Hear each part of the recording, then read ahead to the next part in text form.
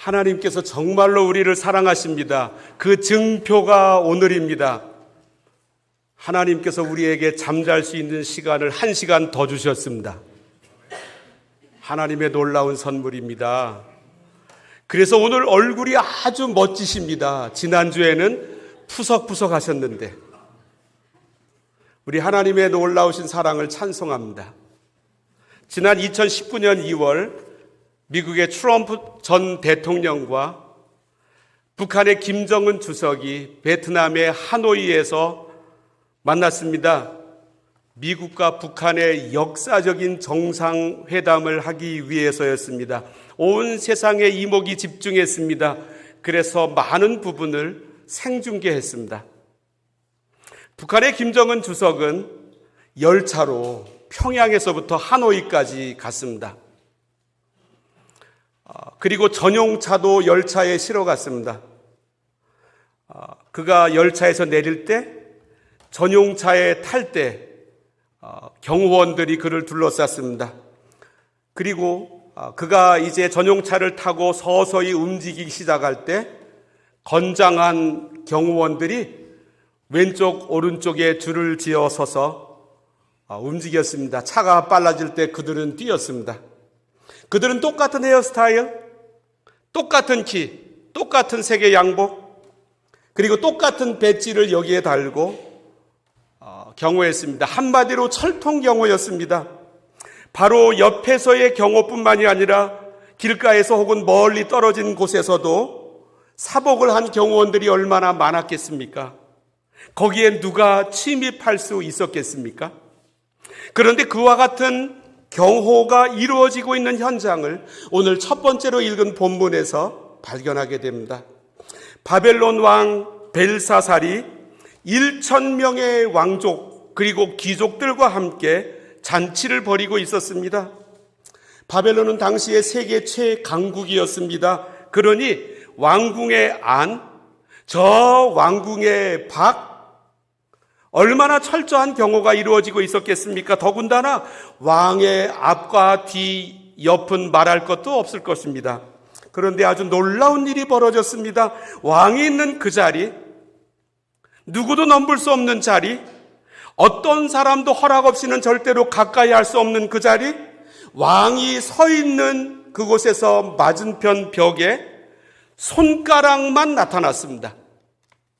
사람이 나타난 것이 아니라 손가락만 나타났습니다. 그리고 벽에다가 글을 쓰기 시작했습니다. 오늘 범위가 길어서 다 읽지는 않았지만 5절을 화면에서 보겠습니다. 그때에 사람의 손가락들이 나타나서 왕궁 촛대 맞은편 석회벽에 글자를 쓰는데 왕이 그 글자 쓰는 손가락을 본지라. 왕이 이 모습을 지켜봤습니다. 그리고 잔치하기 위하여 모였던 1,000명의 왕족과 귀족들도 다 그 장면을 지켜보고 있었습니다. 그런데 왕은 속수무책이었습니다. 그 글을 쓰는 손가락에게 거기에 들어와서 글을 쓰라고 허락한 적도 없었고 손가락이 사전에 왕에게 허락을 받은 적도 없었습니다. 그런데 왕의 가장 가까운 곳에 아주 철통 경비가 이루어지고 있는 곳에 왕의 의사와 상관없는 일이 지금 벌어지고 있습니다. 왕은 너무나도 큰 충격을 받았습니다. 이 모습을 6절과 7절이 말씀하고 있습니다. 이에 왕의 즐기던 얼굴빛이 변하고 그 생각이 번민하여 널쩍다리 마디가 녹는 듯하고 그의 무릎이 서로 부딪힌지라. 7절 왕이 크게 소리질러. 어떻게 해서 이런 일이 벌어질 수 있었습니까? 첫 번째로 하나님께서 역사를 다스리십니다. 저는 지난 5월 중하순 그리고 6월 초에 한국을 방문했습니다. 서울 오류동에 있는 한 교회가 저를 설교하라고 초청을 해주셨습니다. 그래서 갔는데 한 2시간 여가 남았습니다. 일찍 가면 또 해가 될 것 같아서 여기저기 그 오류동이라고 하는 곳을 차로 움직여가기 시작했습니다. 그러다가 아주 우연히 어느 팻말 앞에 섰는데 제가 다니던 국민학교 초등학교였습니다. 옛날에 그 명패가 그대로 남아 있었습니다. 가슴이 뛰었습니다. 오류 초등학교였습니다. 제가 공부를 잘 이후로 못하게 되었는데 그 이유는 1류도 아니고 2류도 아니고 오류 국민학교에 들어가서 그렇습니다. 오류 국민학교. 그때 그 시절이 떠올랐습니다. 그 초등학교 1학년 때 한글을 배우기 시작했습니다. 선생님께서 모두에게 한글을 가르쳐 주셨습니다. 그리고 따라서 읽도록 했습니다. 일어나서도 읽도록 했습니다. 발음하며 읽도록 했습니다. 그리고 글로 쓰면서도 읽도록 했습니다. 중학교에 들어가서는 영어를 배웠는데 그때에도 똑같은 방법으로 언어를 배웠습니다. 그러다가 고등학교에 들어가서 이제 2학년 되고 3학년 되면서 미분도 배우고 적분도 배우고 4차 방정식도 배우게 되었습니다. 아마도 사회생활 하려면 이 정도는 알아야 하겠다고 담당자들이 생각한 것 같습니다. 그런데 미분, 적분, 4차 방정식과 같은 내용들은 초등학교 1학년, 2학년들에게 가르치지 못합니다. 이제 글을 배우고 있는 단계의 학생들에게 미분, 적분, 4차 방정식을 가르치려 한들 그들이 이해할 수 있겠습니까? 그러나 고등학교에 들어가면 이제 그들이 준비가 되어 있기 때문에 잘 알아듣게 됩니다. 우리는 예수님을 믿고 구원받았습니다. 오래전 저는 저를 찾아오신 예수님이 얼마나 감격스러웠는지 제가 구원받았다라고 하는 이 사실이 저에게는 놀라운 일이었습니다. 그리고 예수님을 모르는 사람들이 그렇게도 불쌍하게 보였습니다. 세상에서는 많은 것을 가지고 있는 사람들인데 예수님을 모르다니, 영생을 누리지 못하다니. 그런데 나중에 알고 보니까 그렇게도 소중한 이 구원의 감격은 종착역이 아니라 출발점이었습니다. 하나님께서는 그 이후로 오랜 시간 동안 저에게 가르치기 원하시는 바들이 있으셨습니다. 그 중에 아주 중요한 내용이 오늘 본문이 말씀하는 바입니다. 하나님께서 이 땅을 다스리십니다. 저는 예수 믿고 구원받음이 신앙의 전부인 줄 알았습니다. 그러나 다가 아니고 시작이었습니다. 하나님은 나를 구원하심에 만족하지 않으십니다. 하나님은 모든 사람들을 다스리십니다. 심지어 오늘 본문에 나오는 바벨론 왕 벨사살까지. 당시의 바벨론은 전 세계를 다스리는 최강국이었습니다. 그리고 바벨론 왕 가까이에는 누구도 다가갈 수가 없었습니다. 철통 경호가 이루어져 있었기 때문입니다. 그런데 하나님은 그의 삶에 침투하셨습니다. 손가락만 나타나게 하셔서 모두가 보는 앞에서 벽에 글을 쓰도록 만드셨습니다. 누구도 그 모습을 제지할 수 없었습니다. 오히려 그 모습을 보고 왕은 마음이 녹아내렸습니다. 내 삶에도 하나님께서 침투하십니다. 그리고 이렇게 어디엔가 글을 쓰십니다. 예수님은 이와 비슷한 내용을 마태복음 10장에서 말씀하셨습니다. 참새 2마리가 한 아사리온에 팔리지 않느냐? 이 아사리온이라고 하는 돈의 화폐의 단위는 오늘날 우리로 치면 1센트짜리입니다. 저는 1990년 3월에 온태리오주로 유학을 왔는데 그때는 1센트짜리가 있었습니다.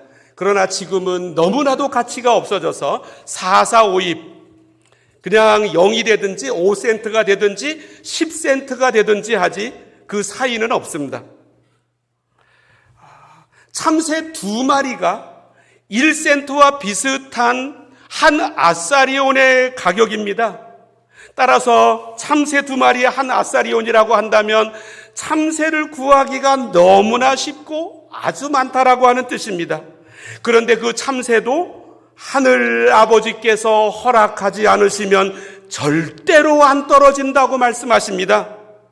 하나님께서 다스리신다는 선언입니다. 그러면서 계속 이렇게 말씀하셨습니다. 그러나 너희 아버지께서 허락하지 아니하시면 그 하나도 땅에 떨어지지 아니하리라. 그러며 말씀하시기를 너희에게는 머리털까지 세신 바 되었나니 하나님이 내 머리카락 숫자까지 세고 계시다. 자신의 머리카락 숫자 세보신 분 계십니까? 하나님은 하십니다. 누가 그러더라고요. 머리숱이 많은 사람들은 하나님에게 머리카락 세는데 시간이 오래 걸리도록 만든다. 그렇지 않은 분들은 하나님께서 머리카락을 세는데 아주 쉽게 해드린다. 자신의 머리카락 숫자를 세는 사람은 없습니다. 그러나 하나님은 세십니다. 이 말씀은 하나님은 내 삶의 세세한 부분까지 너무나 잘 알고 계시다라고 하는 뜻입니다. 그러면서 이렇게 말씀합니다. 두려워하지 말라. 너희는 많은 참새보다 귀하니라. 그 참새도, 하찮은 참새도 하나님이 허락하지 않으시면 절대로 떨어지지 않는데 우리는 얼마나 귀한 존재냐고. 이 말씀은 나를 세세하게 다스리시는 하나님께서 나를 보호하신다는 뜻입니다. 하나님께서 허락하지 않으시면 나에게 어떠한 해로운 일도 일어나지 않습니다. 하나님께서 내 삶을 다스리심을 믿으십니까? 명목상으로는 유실론자이지만 실제적으로는 무실론자가 있습니다. 예수님을 믿는다고 말합니다. 그런데 하나님께서 내 삶을 주관하신다는 확신이 없습니다. 하나님께서 내 삶을 다스리신다는 믿음이 없습니다. 그래서 살아가는데 하나님과 나는 서로 별개입니다. 구원받는 믿음 하나만 알고 이것으로 족하며 살아갑니다. 하나님께서 바벨론을 다스리신다는 사실도, 하나님께서 우리의 이 역사도 이끌어 가신다는 사실도, 하나님께서 우리 교회도 다스리신다는 사실을 믿지 않습니다.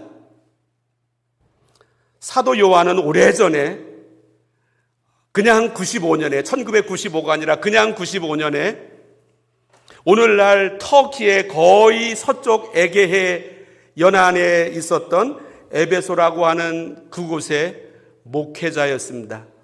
내년에 우리 교회 30년이 되어서 11월 마지막 2주간을 성지순례에 가려고 했습니다. 그런데 이스라엘이 지금 저 모습이라 아마도 터키, 그리스 반모섬이 되리라 생각합니다. 그곳에 가시면 제가 드리는 말씀을 다 눈으로 보시게 되는데 95년에 로마의 황제 도미티안이 기독교를 대대적으로 핍박했습니다. 에베소 교회 수많은 사람들이 생명을 건지기 위하여 배교했습니다. 목회하던 사도 요한은 반모섬으로 유배를 당했습니다. 반모섬에서 이제 불안하고 초조했습니다. 그에게 할 수 있는 것이 아무것도 없기 때문입니다. 교회의 미래가 어떻게 되는지도 모르겠습니다. 그런 어느 날 주일을 맞이하여 하나님 앞에 동굴에서 예배를 드리기 시작했습니다. 만약에 성지순례 가시면 그 반모섬의 동굴에도 가실 것입니다. 예배를 드렸는데 갑자기 뒤에서 소리가 났습니다. 누가 이 소리를 내는지 이렇게 돌이켰는데 갑자기 7 금초대가 보였습니다. 금초대란 교회를 상징하고 7개의 금초대란 모든 교회를 대표한다는 뜻입니다. 그리고 그 촛대가 금으로 되어 있다라고 하는 뜻은 하나님께 교회가 너무나도 소중한 존재라고 하는 뜻입니다. 7교회가 보였습니다. 그리고 나서 7 금초대 사이에 걸어가고 계시는 예수님의 모습이 보이기를 시작했습니다. 예수님은 사도 요한에게 나타나셨습니다. 그런데 나하고 1대1의 관계 속에서 나하고 그분만 아는 모습으로 나타난 것이 아니라 교회 안에서 교회를 붙들고 교회 사이에 거느리고 계시는 예수님의 모습으로 나타났습니다. 왜요? 사도 요한아, 염려하지 마라. 도미티안 황제의 대대적인 핍박으로 교회들이 폐쇄되고 수많은 사람들이 믿음을 떠났지만 너는 반모섬으로 유배를 당했지만 걱정하지 마라. 이 역사는 하나님이 다스리신다. 걱정하지 마라. 예수 그리스도 내가 다스리신다. 예수님은 이 말씀을 하셨습니다. 예수님의 오른손을 그 사도 요한의 머리 위에 얹으시고 두려워하지 말라, 나는 처음이요 마지막이니 곧 살아있는 자라. 내가 전에 죽었었노라. 볼지어다 이제 세세토록 살아있어 사망과 음부의 열쇠를 가졌노니. 예수님은 처음과 나중이라고 말씀하십니다. 이 말씀은 처음부터 마지막까지 예수님이 결정하신다는 뜻입니다. 저는 사도 요한에게 예수님 나타나셨듯이 예수님께서 이 호산나 교회를 다스리심을 믿습니다. 저 자신 목사의 뜻대로 되지 않습니다. 저는 믿습니다. 예수님께서 이 교회를 다스리십니다. 이 교회 속에 시간이 지나고 나면 예수님의 뜻이 드러납니다. 명목상으로는 유실론자이지만 실제로는 무실론자인 사람들이 있습니다. 하나님께서 나도, 하나님께서 너도 다스리신다는 생각을 하지 않습니다. 그래서 늘 안달입니다. 아니면 체념입니다. 명목상으로는 유실론자이지만 실제적으로는 무실론자이기 때문입니다. 하나님은 바벨론 왕궁, 제국의 왕궁 안에서도 손가락만 보내서 벽에 글을 쓰시는 분이십니다. 누가 그 하나님의 일하심을 막을 수 있었겠습니까? 저는 이 하나님을 믿습니다. 그래서 찬송 부릅니다. 주가 다스리시네. 주가 다스리시네. 이 사람은 하나님 앞에 무릎 꿇습니다. 그리고 이렇게 고백합니다. 하나님께서 제 삶을 다스리십니다. 이 믿음이 오기 전까지는 내가 예수 믿는다 할지라도 진정한 평안은 누리지 못합니다. 두 번째, 하나님과 가까울 때 하나님의 일이 나타납니다. 벨사살 왕은 너무나 큰 충격을 받았습니다. 지금까지 그의 삶에서 자신이 원하지 않은 일이, 자신이 계획하지 않은 일이, 자신이 허락하지 않은 일이 자기 앞에서 일어난 적이 없었습니다. 그런데 이게 무슨 이유인지 알 수가 없었습니다. 그래서 메소포타미아 문명의 최고의 지혜자들을 다 불러 모아서 이유를 말하라고, 이것을 풀어내라고 말합니다. 누구도 풀어내지 못합니다. 그때 사람들이 다니엘을 추천합니다. 그리고 그들이 이 다니엘을 추천할 때 다니엘을 소개하는 말이 있습니다. 오늘 범위를 넘어서서 읽지는 않았지만 11절을 읽어보겠습니다. 왕의 나라에 거룩한 신들의 영이 있는 사람이 있으니, 다니엘을 향하여 모두가 말하기를 거룩한 신의 영이 있는 사람. 왕은 이 다니엘을 부릅니다. 다니엘은 왕에게 와서 이 벽에 쓰여져 있는 글씨의 의미가 무엇인지를 설명해 줍니다. 24절부터 28절까지 읽어보겠습니다. 24절. 이러므로 그의 앞에서 이 손가락이 나와서 이 글을 기록하였나이다. 기록된 글자는 이것이니 곧 메네 데겔 우바르시니라. 그 글을 해석하건대 메네는 하나님이 이미 왕의 나라의 시대를 세워서 그것을 끝나게 하셨다 하며, 데겔은 왕을 저울에 달아보니 부족함이 보였다 하며, 베레스는 왕의 나라가 나뉘어서 메대와 바사 사람에게 준 바 되었다 함이니여다 하니. 메소포타미아에 탁월한 학식이 있는 사람들은 이 내용을 풀어낼 수가 없었습니다. 이유가 무엇입니까? 거룩한 하나님의 영이 그들에게 없었기 때문입니다. 이번에 주보에서도 보셨고 포스터에서도 발견하실 텐데, 하나님의 구원 경영 출애굽기 성경 공부 13주 과정, 이 3주간 특별 새벽 기도회가 끝나면 시작할 것입니다. 주보에 포스터에 이렇게 적었습니다. 이 과정을 공부하면 하나님이 보이고, 성경이 보이고, 믿음이 보이고, 구원이 보이고, 인생이 보이고, 역사가 보이고, 교회가 보이고, 내가 어느 지점에 있는지, 나를 어디로 데리고 가시는지가 보입니다. 왜 이 다니엘에게는 이 하나님이 하시는 일이 보였습니까? 하나님은 하나님의 영이 있는 사람에게 이것을 보여주시기 때문입니다. 지금 다니엘의 손에는 무엇이 들려져 있었습니까? 그는 빈손이었습니다. 그는 유다 나라가 망했기 때문에 어린 나이에 바벨론의 포로로 끌려온 사람들 중에 하나였습니다. 그것도 자의가 아니라 타의에 의해서 이민 온 사람이었습니다. 아는 사람이 없었습니다. 형제 자매 부모도 없었습니다. 재산도 없었습니다. 그러나 그에게는 하나님의 영이 있었습니다. 그래서 그에게는 바벨론의 역사가 보였습니다. 한번 생각해 보십시오. 지금 두 사람이 서로 마주보고 있습니다. 한 사람은 바벨론 제국의 왕 벨사살, 모든 것을 가지고 있는 사람, 그러나 하나님의 영은 없는 사람. 그의 맞은편에 있는 사람 다니엘, 그의 손에는 아무것도 없는 사람, 그러나 그에게는 하나님의 영이 있는 사람. 손에 없는 것 때문에 고민하지 마십시오. 손에 벨사살 왕처럼 많이 쥐고 있어도 손에 쥔 것 때문에 인생이 흘러가는 거 아닙니다. 하나님의 영이 내게 없다라고 하는 사실 때문에 안타까워하십시오. 하나님은 이렇게 에스겔서 36장에서 말씀하셨습니다. 또 새 영을 너희 속에 두고 새 마음을 너희에게 주되 너희 육신에서 굳은 마음을 제거하고 부드러운 마음을 줄 것이며 또 내 영을 너희 속에 두어. 이 하나님의 영이 있으면 하나님이 보이고 성경이 보이고 믿음이 보이고 교회가 보이고 인생이 보이고 역사가 보이고 하나님의 손이 보입니다. 이 하나님의 영은 어떻게 주어집니까? 하나님하고 가까운 사람에게 주어집니다.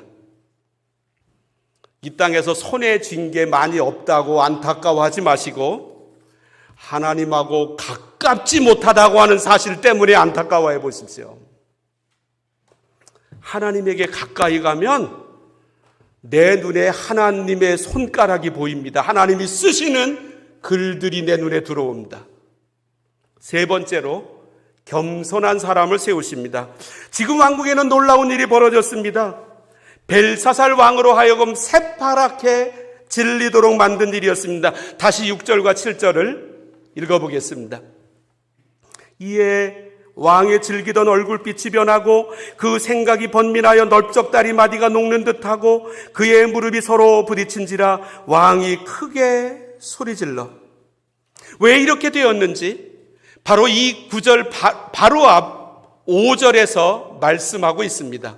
그때에 사람의 손가락들이 나타나서 왕궁 촛대 맞은편 석회벽에 글자를 쓰는데 왕이 그 글자 쓰는 손가락을 본지라. 그때에 라고 하는 이 문장을 접속하는 접속사가 왜 이런 일이 벌어지게 되었는지 그 이유를 설명하고 있습니다. 지금 왕이 잔치하고 있습니다. 왕족들과 귀족들 1,000명을 초청하여 한 나라에서 잔치는 얼마든지 할 수 있습니다. 그런데 문제가 있었습니다. 그의 아버지는 느부갓네살이었습니다. 이 느부갓네살이 예루살렘을 침공했습니다. 성전에 있는 모든 예배 기구들, 금으로 은으로 된 모든 그릇들을 다 가지고 바벨로니아로 갔습니다. 그리고 자기들의 신전, 말뚝 신전 안에 그 앞에 이렇게 놨습니다. 당시의 사람들은 나라와 나라와의 전쟁이 나라와 나라와의 전쟁이 아니라 그 나라가 섬기는 신이 자기가 정복한 나라의 신을 패배시켰다고 믿었습니다. 그래서 전쟁에서 이기면 반드시 상대방 나라의 신전에 있는 모든 기물들을 가지고 와서 자기들의 신전 앞에 무릎 꿇리는 게 예식이었습니다. 오늘 본문 23절을 읽어보겠습니다. 도리어 자신을 하늘의 주제보다 높이며 그의 성전 그릇을 왕 앞으로 가져다가 왕과 귀족들과 왕후들과 후궁들이 다 그것으로 술을 마시고 승리의 상징으로 가져온 예루살렘 성전의 금그릇, 은그릇, 이것을 자기들의 성전에 무릎 꿇려 놓는 것으로 만족하지 못하고 그 기구들을 가져다가 술을 마시며 자축하고 이 바벨론 나라의 위대함을 드러내고 있었습니다. 자기가 세상에서 최고라고, 하나님보다 자기가 더 높은 존재라고 말하고 있습니다. 22절, 23절을 읽어보겠습니다. 22절, 23절. 벨사살이요, 왕이라고 이름 붙이지 않습니다. 그리고 그 다음에 왕이라고 나오는데 영어 번역 NIV에는 유라고 되어 있습니다.